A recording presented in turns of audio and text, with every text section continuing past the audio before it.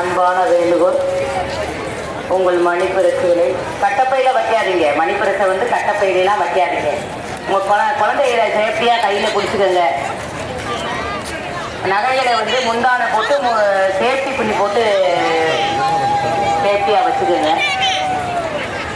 அங்கங்கே கூட்டமாக நிற்கிறீங்க. சாமியை தரிசனம் செஞ்சு விட்டு போகுமாறு அன்போடு கேட்டுக்கொள்கிறோம்.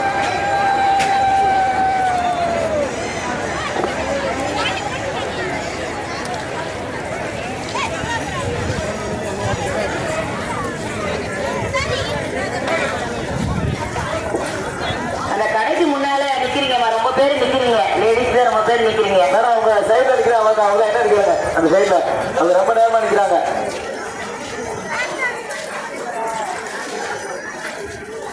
வாங்கிட்டு போக சொல்லுங்க. வாங்கிட்டு அப்படியே நிறுத்துக்க, நேரம் சாப்பிட்டுட்டே போங்க. வேணாம், அவங்க யாரும் நிற்க கூடாது. அப்புறம் உங்களை பார்த்து மற்ற பக்தர்கள் வந்து நின்றுவாங்க. அப்புறம் வேலை எடுத்து வர முடியும் 20 ரூபா இருக்கா அந்த இடத்துல கார்னர் அது டேனிங்க.